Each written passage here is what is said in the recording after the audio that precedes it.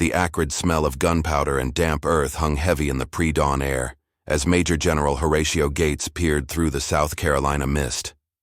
August 16, 1780, would prove to be a day that would forever alter the course of the American Revolution in the Southern theater. Gates, the celebrated hero of Saratoga, had marched his Continental Army southward with supreme confidence, believing that his northern victories would translate seamlessly to southern soil. How gravely mistaken he would prove to be. The previous evening had been filled with tension as Gates's forces, numbering approximately 3,200 men, took their positions near the small town of Camden. The general had chosen to advance despite warnings from his subordinates about the questionable reliability of his militia forces. Baron Johann de Kalb, the seasoned Prussian officer serving as Gates's second-in-command, had expressed grave concerns about the army's composition. Nearly two-thirds of Gates's force consisted of untested militia from North Carolina and Virginia, men who had never faced the disciplined bayonet charges of British regulars. Lieutenant Colonel Banastre Tarleton, the infamous British cavalry, commander known as Bloody Ban throughout the Carolinas, had been conducting reconnaissance missions for weeks, reporting every movement of the American forces to his superior, Lieutenant General Charles Earl Cornwallis. Cornwallis, a veteran of numerous campaigns, understood the terrain and the nature of Southern warfare far better than his American counterpart. The British commander had positioned his forces with calculated precision, knowing that the morning would bring the decisive engagement both armies had been maneuvering toward. As the first pale light of dawn began to penetrate the morning fog, the reality of the situation became increasingly apparent to the American officers. The terrain favored the British position, with clear fields of fire and solid flanks anchored by swampland. Gates had unwittingly chosen ground that would allow Cornwallis to deploy his forces to maximum advantage, particularly his feared cavalry units under Tarleton's command. The American militia, many of whom had been recruited only weeks earlier with promises of land grants and quick victory, began to show signs of nervousness as the British drums echoed across the field.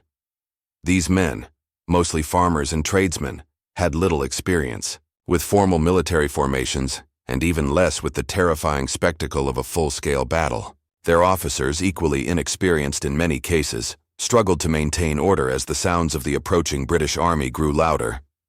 Baron de Kalb, mounted on his charger and resplendent in his blue and gold uniform, rode among the Continental regulars who formed the core of Gates's army.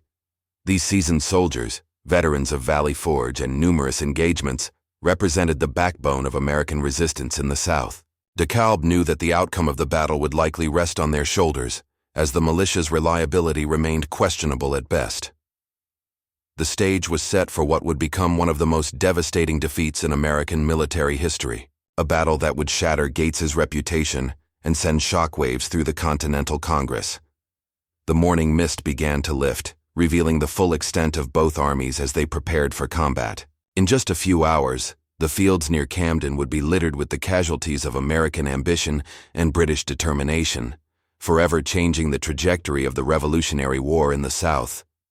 Cornwallis had spent the night of August 15th reviewing his battle plans with meticulous care. His army, though smaller than Gates's force at approximately 2,100 men, possessed significant advantages that the British general intended to exploit ruthlessly. The core of his infantry consisted of the 7th Regiment of Foot, the 23rd Royal Welsh Fusiliers, and the 33rd Regiment of Foot, all veteran units with extensive experience in American campaigns. These regiments had been blooded in numerous engagements and possessed the discipline and training that would prove decisive in the coming hours. The British commander's strategy relied heavily on his understanding of American militia tactics, or rather, their lack thereof. Intelligence reports from Loyalist sympathizers had provided detailed information about the composition of Gates's army, revealing the high proportion of untested troops. Cornwallis planned to use his regular infantry to pin the American center, while Tarleton's cavalry delivered the crushing blow that would shatter American resistance. As the morning of August 16th dawned, Gates made a critical error that would haunt him for the remainder of his military career. Positioned on the American right wing, he placed his most unreliable troops, the North Carolina and Virginia militia, directly opposite the British regular infantry. This decision defied basic military principles, as militia forces traditionally required the support of regulars to maintain their position under fire. The Continental troops, under de Kalb's direct command, were positioned on the left wing, too far from the militia to provide effective support. According to historical accounts documented in the Pennsylvania Gazette of September 7, 1780, the initial British advance began at approximately 7 o'clock in the morning, with the distinctive sound of Highland bagpipes accompanying the steady tramp of infantry boots. The sight that greeted the American militia was terrifying in its precision and grandeur. British soldiers advanced in perfect formation, their bayonets gleaming in the morning sun, while their officers rode alongside shouting commands and encouragement. The psychological impact of this advance cannot be overstated. Many of the militia had never witnessed such a display of military discipline and power. The British regulars moved like a single organism, their red coats creating an unbroken line of color across the field. The sound of their drums beating. The advance, combined with the steady cadence of their march, created an atmosphere of impending doom that many Americans found overwhelming. Colonel Otho Holland Williams, serving as Gates's adjutant general, later described the moments before contact as filled with an ominous silence, broken only by the sound of equipment rattling and men whispering prayers. The militia officers, many of whom had never commanded troops in battle, struggled to maintain their composure as they watched the British approach. Some attempted to rally their men with patriotic speeches, while others simply waited in grim silence for the inevitable clash. Tarleton, meanwhile, had positioned his cavalry on the British right flank, ready to exploit any weakness that might develop in the American line. His legion, a mixed force of cavalry and light infantry, had earned a fearsome reputation throughout the Carolinas for their speed and ruthlessness. The mere sight of Tarleton's green-uniformed dragoons was often enough to cause militia units to break and run, a psychological advantage that the British commander intended to use to maximum effect. The trap that Cornwallis had so carefully laid was about to spring with devastating consequences for the American cause in the South. The first British volley erupted at precisely 7:30 in the morning, sending a sheet of flame and smoke across the battlefield. The disciplined fire of the British regulars struck the American militia line with devastating effect, cutting down dozens of men in the space of seconds. The psychological impact was even more severe than the physical casualties, as the untested Americans witnessed the terrifying efficiency of professional soldiers for the first time. What followed could only be described as a catastrophic collapse of military discipline. Within minutes of the first British volley, entire companies of North Carolina militia began to break ranks and flee toward the rear. The sight of their comrades running triggered a panic that spread like wildfire through the American right wing. Officers shouted desperately, trying to rally their men, but their voices were lost in the chaos of battle and the growing sounds of retreat. Gates himself, positioned behind the militia line, watched in horror as his carefully planned battle dissolved into pandemonium. The general, who had earned fame for his tactical acumen at Saratoga, found himself powerless to stop the rout that was developing before his eyes. His attempts to ride among the fleeing militia and restore order proved futile, as fear had taken hold with an iron grip that no amount of leadership could break. The British infantry, sensing the weakness in the American line, pressed their advantage with professional ruthlessness.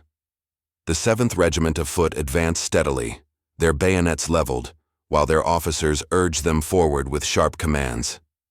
The sight of British steel approaching at the end of disciplined ranks proved too much for the remaining militia units, and what had begun as a tactical withdrawal quickly degenerated into a full-scale rout.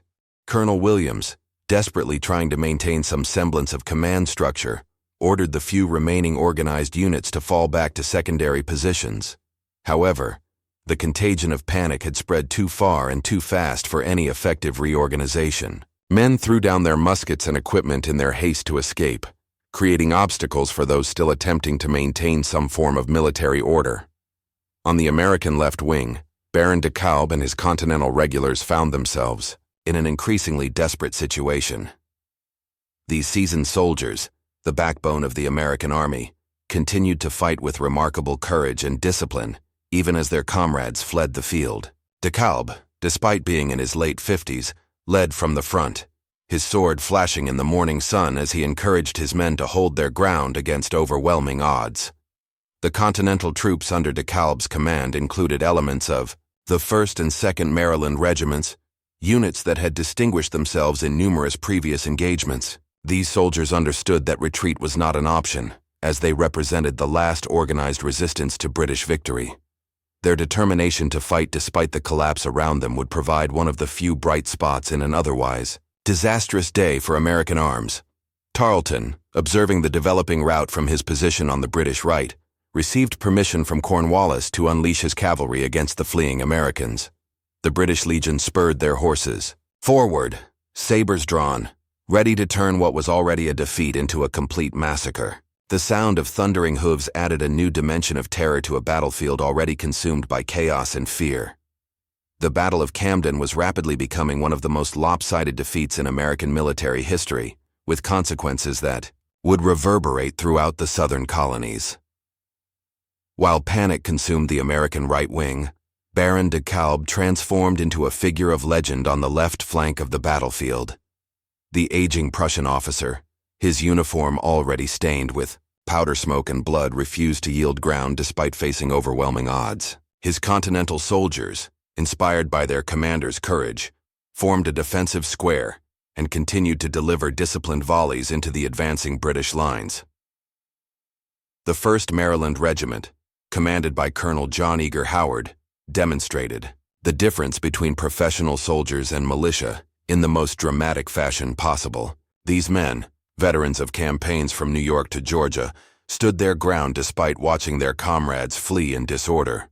Their muskets spoke with deadly accuracy, each volley carefully timed to inflict maximum casualties on the advancing British infantry. De Kalb, blood streaming from multiple wounds, continued to shout encouragement to his men in his distinctive German-accented English.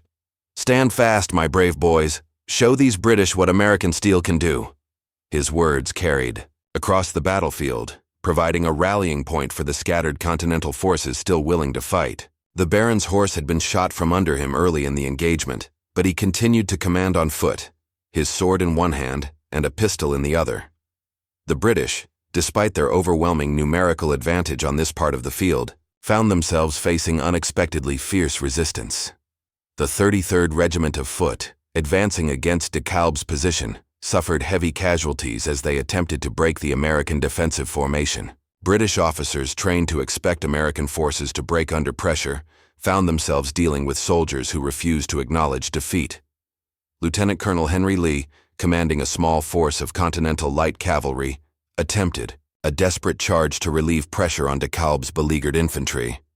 Lee's dragoons, though vastly outnumbered, managed to disrupt a British flanking maneuver and buy precious minutes for the Continental soldiers to reorganize their defensive positions.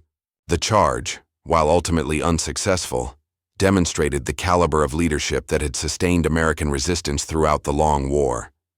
Meanwhile, Tarleton's cavalry had begun their pursuit of the fleeing militia with characteristic ruthlessness. The British Legion showed no mercy to the retreating Americans, cutting down men who had thrown away their weapons and posed no threat. This pursuit, which would later be condemned as excessive even by some British officers, extended for miles beyond the battlefield and added to the already staggering American casualties. Gates himself became caught up in the rout, his attempts to rally the militia proving futile as panic consumed his army. The general who had been hailed as the hero of Saratoga found himself riding hard toward Charlotte, North Carolina, in company with hundreds of his fleeing soldiers. His reputation, built over years of careful cultivation, crumbled in the space of a single morning as news of the disaster spread throughout the American colonies. Back on the battlefield, de Kalb's situation grew increasingly desperate as British reinforcements arrived to support the assault on his position. The Baron, now suffering from at least 7 separate wounds, continued to refuse surrender offers from British officers who recognized his courage. His men, reduced to fewer than 200 effective fighters, maintained their formation despite facing certain annihilation. The climax of this desperate stand came when de Kalb, weakened by blood loss and exhaustion, finally fell beneath a combined British assault.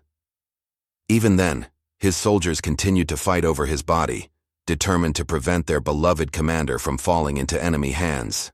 The sight of these Continental soldiers, surrounded and outnumbered, fighting with such dedication, earned the grudging respect of their British opponents. As Baron de Kalb fell mortally wounded, pierced by 11 separate bayonet and sword wounds, the last organized American resistance on the battlefield began to crumble. The stalwart Continentals who had fought so valiantly around their commander finally began to break ranks, not from cowardice, but from the simple mathematical reality that they could no longer maintain their defensive formation.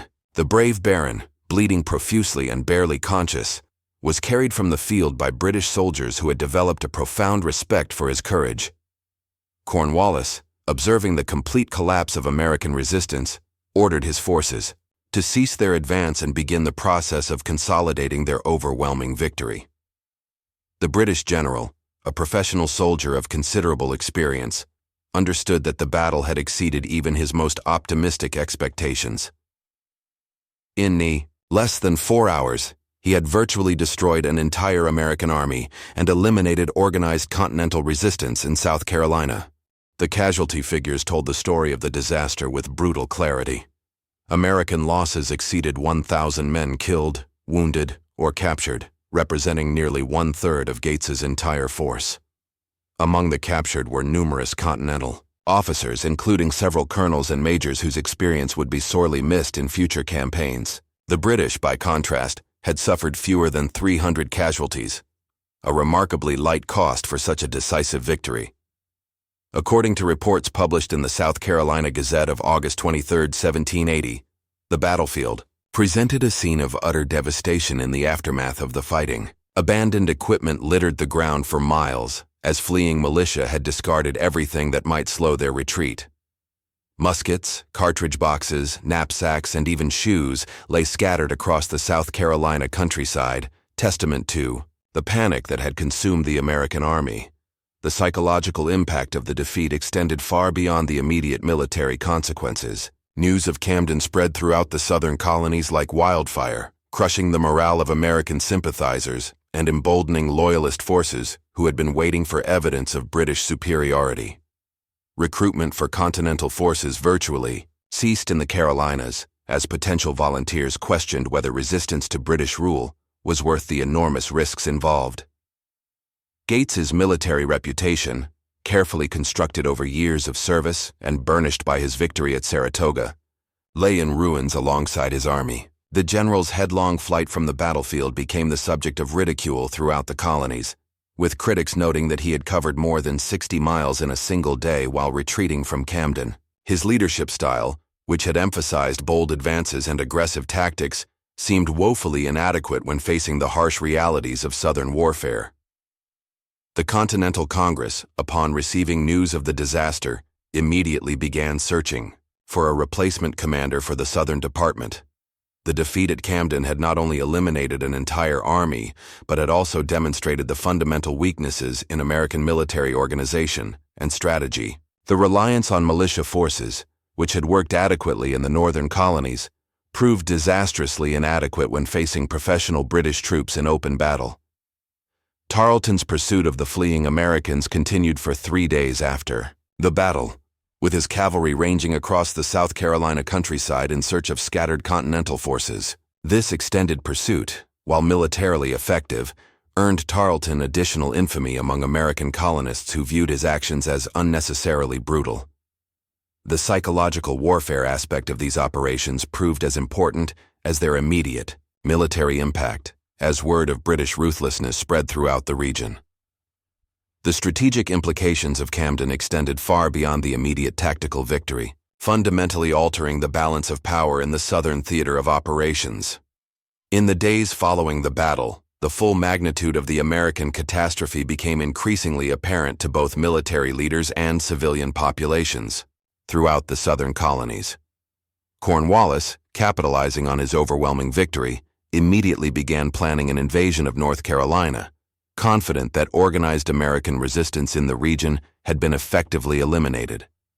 His army, virtually intact and flush with victory, represented the most formidable British force in the southern theater since the beginning of the war. The fate of Baron de Kalb became a symbol of both American sacrifice and the brutal realities of 18th-century warfare.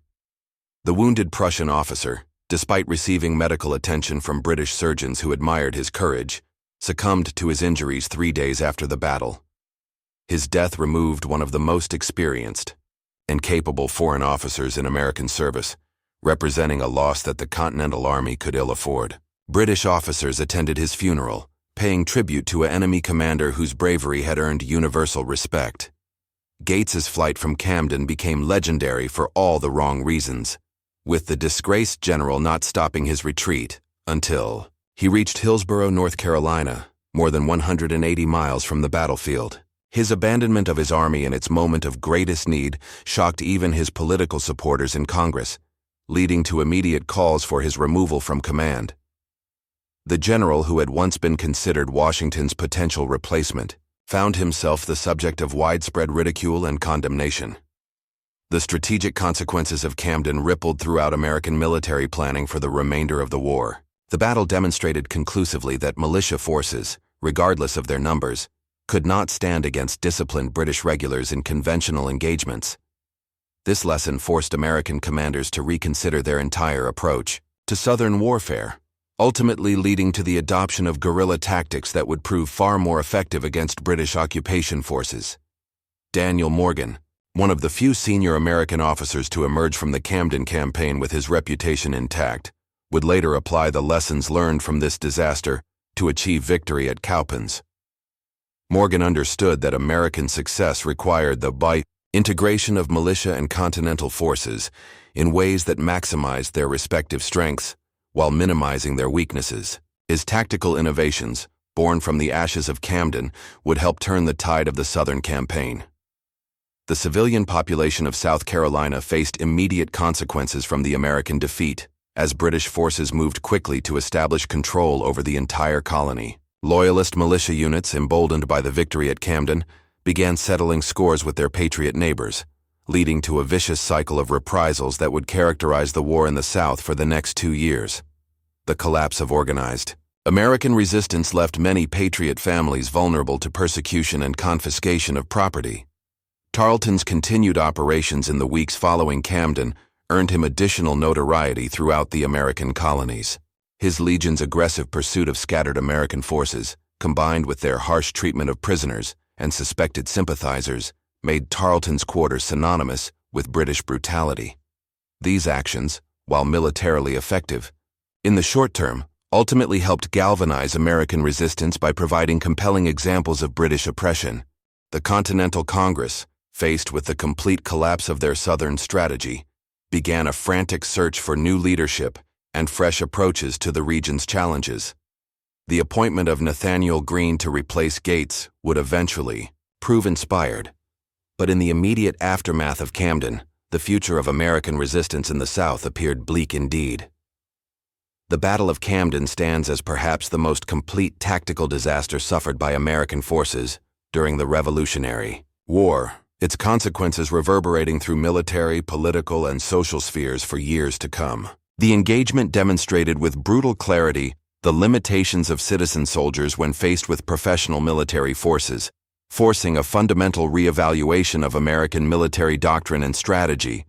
The lessons learned from this catastrophic defeat would ultimately contribute to American victory in the war, but only after a long and painful period of adaptation and learning. Horatio Gates never recovered from the disgrace of Camden, his military career effectively ending on that hot August morning in South Carolina. Despite his previous successes, including the crucial victory at Saratoga, Gates became a cautionary tale about the dangers of overconfidence and poor tactical planning. His rapid retreat from the battlefield entered American military folklore as an example of failed leadership, overshadowing his earlier contributions to the cause of independence. The Continental Congress, bowing to widespread criticism, relieved Gates of command in October 1780, effectively ending his active participation in the war. The appointment of Nathaniel Greene as Gates's replacement marked a turning point in American strategy for the Southern theater. Greene, learning from the disaster at Camden, abandoned the conventional approach that had proven so disastrous and instead adopted a campaign of strategic retreat and guerrilla warfare. His willingness to avoid pitched battles while maintaining pressure on British supply lines and isolated outposts would eventually prove successful, demonstrating that the lessons of Camden had been absorbed and applied effectively. Cornwallis, despite his overwhelming tactical victory, found that Camden's success created strategic problems that would ultimately contribute to British defeat in the South. The destruction of Gates's army eliminated the immediate threat to British control, but it also dispersed American resistance into smaller, more elusive units that proved far more difficult to defeat decisively. The guerrilla warfare that emerged in the aftermath of Camden tied down British forces in endless pacification operations while providing no decisive strategic advantage. The human cost of Camden extended far beyond the immediate casualties suffered on the battlefield. Families throughout the Carolinas lost sons, fathers, and brothers in the disaster, creating a legacy of grief that strengthened American resolve for independence. The stories of heroism displayed by men like Baron de Kalb and the Continental, soldiers who died defending their positions, became powerful propaganda tools for the Patriot cause, demonstrating that Americans could fight and die with honor, even in defeat. The tactical innovations that emerged from analyzing Camden's failures would influence American military thinking for generations. The integration of militia and regular forces in mutually supporting roles, the importance of selecting favorable terrain, and the need for competent leadership at all levels became fundamental principles of American military doctrine. Future commanders like Andrew Jackson would apply these lessons in subsequent conflicts, ensuring that the blood spilled at Camden contributed to long-term American military effectiveness. The battle's impact on British strategy proved equally significant, though in ways that Cornwallis and his superiors failed to anticipate. The easy victory at Camden encouraged British leaders to believe that American resistance in the South could be crushed through conventional military operations, leading to strategic decisions that ultimately proved disastrous. The overconfidence generated by Camden contributed to the series of errors that would culminate in the British surrender at Yorktown just over a year later.